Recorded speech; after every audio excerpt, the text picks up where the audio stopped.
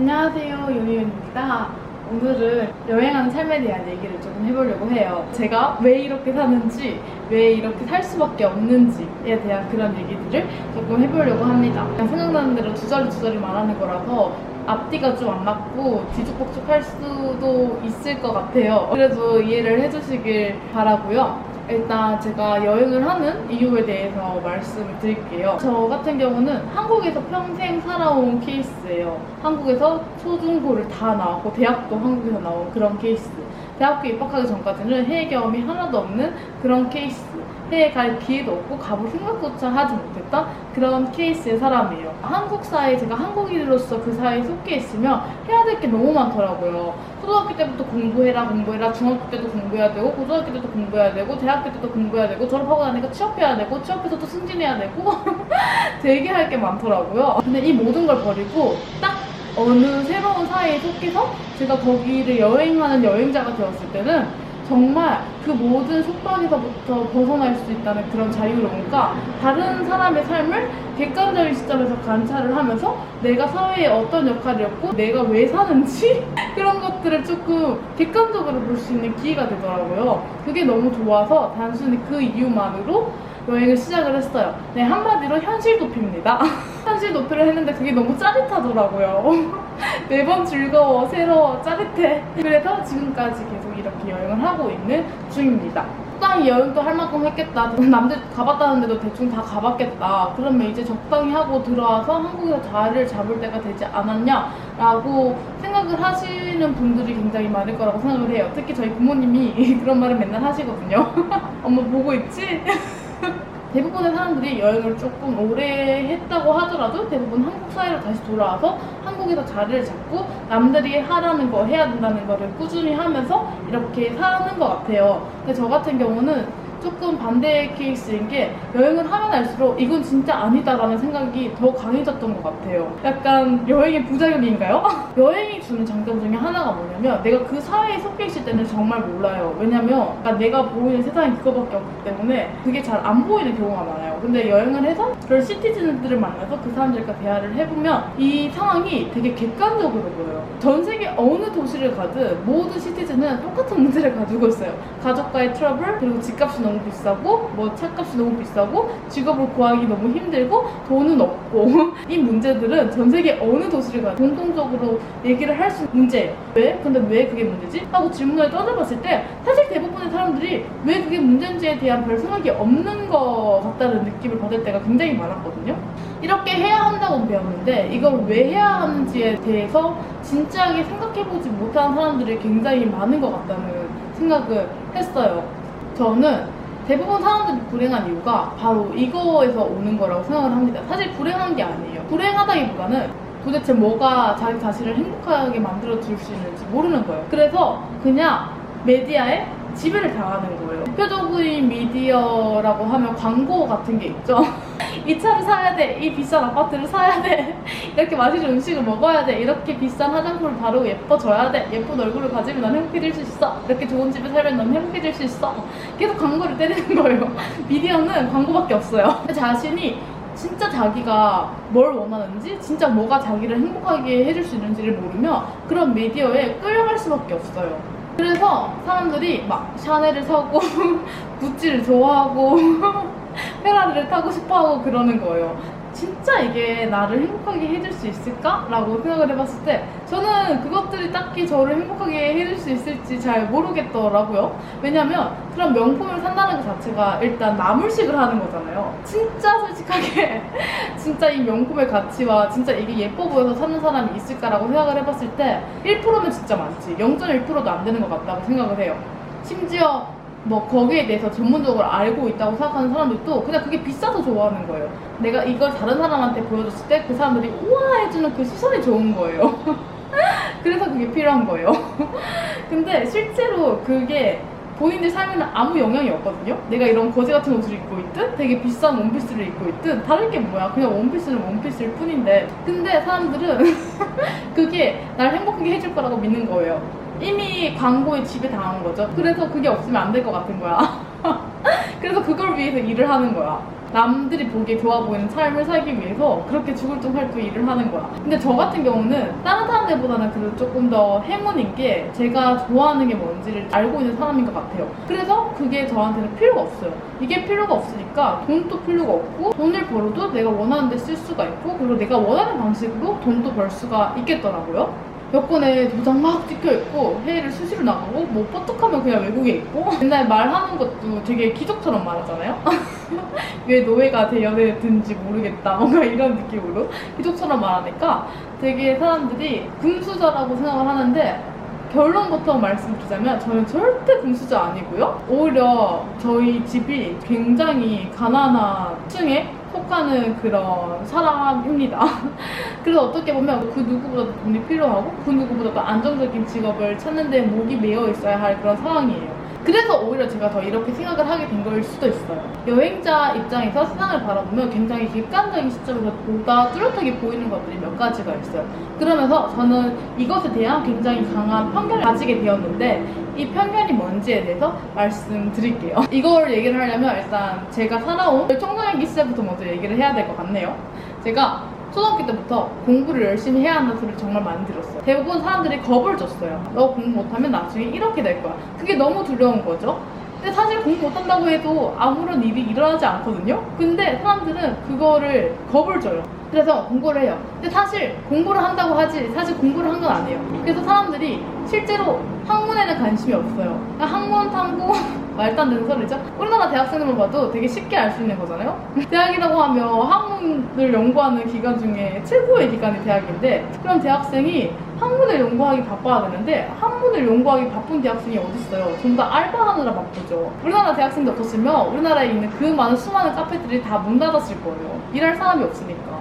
그러니까 무슨 말이냐면 실제로 공부에 관심이 없어요. 진짜 학문에 관심 있는 사람들한테 공부를 왜 하냐고 물어보면 나는 이게 너무 신기해. 나는 이걸 진짜 알고 싶어. 난 우주 만물의 진리를 알고 싶어. 내가 하늘을 쳐다봤는데 별이 너무 반짝반짝거리는 거야. 난 진짜 저게 뭔지 너무 궁금해. 이런 애들이 진짜 학문에 관심 있는 애들이죠. 근데 실제로 이런 얘기를 물어봤을 때 그런 식으로 대답하는 사람은 하나도 없어요. 다들 서울대 가려고 공부한다, 뭐 대기업 취업하려고 공부한다, 무슨 이런 말도 안 되는 소리나 하고 있는 거예요. 뼛속까지 노예예요.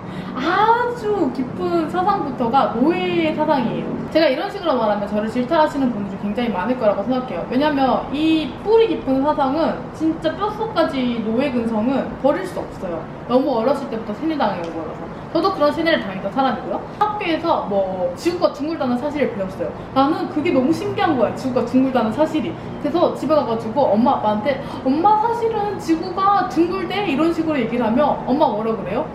그래 하고 별 관심 없이 넘기죠. 그러고 나서 부모님은 저희한테 뭐라 그래요? 그래서 과학 점수가 몇 점이야? 반에서 몇 등 했어? 이런 걸 물어보죠. 부모님도 말은 공부를 하라라고 얘기를 하지만 정작 공부에 관심이 있는 부모는 많이 없어요. 왜냐면 부모도 노예니까요. 부모가 관심이 있는 건 성적이에요. 왜냐면 제가 지구가 둥글다는 걸 안다는 그 사실이 돈을 벌어다 줄 수 있는 확률을 높이는 것과는 상당히 거리가 멀어 보여요. 그들에게는 내가 과학 점수가 높다는 사실은 그들이 생각하기에는 얘가 과학 점수가 높으니까 앞으로 큰 돈을 벌 수 있는 기회가 많을 거야 라고 생각을 하게끔 하더라고요. 그래서 그 사람들은 내가 뭘 알고 내가 뭘 신기해하는지 그 학문 그 자체보다는 성적에 관심을 가지는 거예요. 그런 부모를 두고 그런 사회를 두고 그런 선생님을 둔 우리는 자연스럽게 학문에는 1도 관심이 없어졌어요. 이게 뭐 어떻게 보면 우리나라에서 노벨상이 안 나오는 이유기도 하죠. 대학 진학률이 전 세계 1위인 나라에서 노벨상이 안 나오는 이유기도 하죠. 왜냐면 공부를 하는 사람은 없으니까. 다들 그냥 성적만 높게 받고 싶은 거지 공부를 하고 싶은 사람은 없어요. 어쨌든 그렇게 해가지고 이렇게 가요. 근데 높은 성적이라는 게 실제로 진짜 큰 돈을 벌어다 준다는 걸 의미하는 것도 아니에요. 왜냐면 절대로 귀족들은 내가 돈이 많은 내가 귀족이어야지 절대로 노예들한테 돈을 주고 싶어 하지 않아요. 너네가 돈 많아봐. 그럼 내 노예 하겠어? 너네도 귀족할 거 아니야. 근데 내가 뭐가 좋다고 내가 너네한테 돈 많이 버는 방법을 알려주고 돈에 대한 얘기를 해주며 왜 너네가 그런 생각을 할 수밖에 없는지에 대한 얘기를 해주겠어. 그럴 이유가 없단 말이지. 전혀. 대기업에 들어가는 것도 경쟁률이 엄청 세요. 근데 대기업에 들어가면 뭔가 대단한 일을 성취한 것 같고 자기가 뭔가 대단한 사람이 된 것 같죠. 근데 그냥 대기업 노예일 뿐이에요. 어쨌든 노예야. 사이는 노예들끼리 경쟁을 하게끔 부추겨요. 미디어로 부추겨요. 너 이거 안 하면 어떻게 될 거야 하고 엄청난 두려움을 심어주면서 그렇게 경쟁을 할 수밖에 없게끔 만들어요. 그렇게 해가지고 노예들끼리 경쟁을 해요. 그래가지고 최고의 노예가 됐어. 그 최고의 회사에 들어가서 최고 회사의 노예가 됐어요. 그렇게 해서 회사에 들어간다고 한들 절대로 부자가 될 수 없습니다. 왜냐면 귀족들도 알아요. 부자가 되면 더 이상 노예 짓을 안 할 거란 걸 알기 때문에 절대로 부자로 만들어주진 않아요. 절대로 부자로 만들어주진 않고 어느 정도 그들을 행복하게 해줄 수 있을 정도의 돈을 쥐어줍니다. 걔도 회사를 떼어주지 못하게끔 하면서 어느 정도 행복하게 만들어줄 수 있을 정도의 충분한 돈을 줘요. 소비에 대한 통제도 있는데 광고를 엄청나게 많이 해요. 아, 너 지금 이제 취업했어. 축하해. 너 이 정도 월급 받지? 이 정도 월급 받으면 너 샤넬백 하나는 있어도 돼. 제 친구들 보면 명품백 하나는 다 가지고 있어요. 샤넬, 뭐 구찌 뭐 이런 것뿐만이 아니라 대표적인 것들 중에 하나가 집도 있어요. 집을 사야 된다. 집이 있어야 된다. 어디서 살 것이냐. 늙으면 어떡할래. 그래서 사람들이 집을 삽니다. 근데 그렇게 집을 자기 돈으로 살 수 있는 사람이 금수저 말고는 어디 있겠어요. 대부분 다 대출을 끼고 있죠. 대출을 끼고 집을 사는 그 순간 노예의 삶을 벗어날 수가 없어요. 이 세상은 절대로 노예들을 자유롭게 내버려 둘 수가 없어요. 왜냐면 노예는 노예여야 내가 편하니까. 이게 정말 틀이 되게 정교해요. 생활 물가라는 것도 그렇고 뭐 월급 수준이라는 것도 그렇고 이게 전부 다 되게 차닥차닥 딱 맞아 떨어져요. 어느 정도 노예들을 행복하게 해줄 수는 있지만 절대로 그 노예들을 부자로 만들어주지 않는 그 완벽한 시스템. 정말 컨트롤하기 쉬운 세상이에요. 그리고 미디어라는 게 정말 강력한데 모든 사람들이 다 그래요. 물론 저도 그래요. 모든 사람들이 자기가 하고 있는 생각을 주체적으로 하고 있다고 생각하지만 내가 하고 있는 그 모든 생각이 전부 다 통제당하고 있는 생각이에요. 전부 다 누군가에 의해서 영향을 받은 생각이에요. 그 영향을 주는 개체가 미디어죠. 이렇게 사는 게 행복하고 성공적인 삶인 것처럼 미디어는 말하죠. 그러니까 사람들은 아, 이게 성공적인 삶이야, 이게 행복한 삶이야 하고 믿을 수밖에 없는 거예요. 우리나라도 그렇지만 전 세계 어디 가든 99% 이상의 사람들의 삶은 전부 시시해요. 정말 힘들어요. 완전히 그 미디어를 무시하고 벗어날 수는 없겠지만 그걸 다 제끼고 남들이 뭐라고 하는 그 오만 소리들을 다 제끼고 진짜 본질적인 문제를 보면 사실 우리 삶은 그렇게 복잡하지 않을 수도 있어요. 되게 복잡하게 생각하게끔, 되게 두려워하게끔 만들었을 뿐이지 사실 우리 삶은 되게 복잡하지 않을 수도 있어요. 진짜 저도 이런 생각 진짜 많이 했거든요. 진짜 당장에 먹을 게 없고 돈이 없으니까 남들 사는 대로 안정적인 길을 걸을까라고 생각을 해봤는데 그렇게 살았을 때 내가 원하는 걸 할 수 있을까라고 생각을 해봤을 때 가능성이 제로더라고요. 그렇게 살았을 때 내가 부자가 될 수 있을 확률이 있을까라고 생각을 해봤을 때 가능성이 제로더라고요.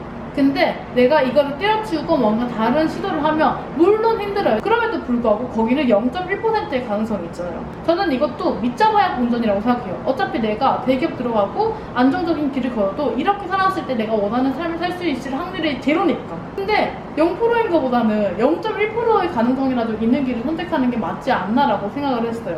이게 제가 여행을 하면서 살 수 있는 이유입니다. 도대체 뭐가 저를 행복하게 해줄 수 있을지 생각해봤을 때 저는 대부분 가지고 있는 것 같아요. 좋은 친구들, 가족들, 그리고 남자친구 저를 행복하게 해주는 사람들, 이게 제일 중요한 것 같고 그리고 지금 당장 어디에 구속되어 있을 필요가 없다는 거, 그리고 빛이 없다는 거, 이것만 해도 저는 되게 행복한 삶을 살고 있는 것 같아요. 제 생각이었고요. 제가 이렇게 얘기하면 저를 욕하시는 분들도 굉장히 많을 거라고 생각하는데요. 너무 욕하지 말아주시고 그냥 재밌게 이렇게 사는 사람들도 있구나 라고 생각하면서 그냥 가벼운 마음으로 봐주셨으면 좋겠습니다.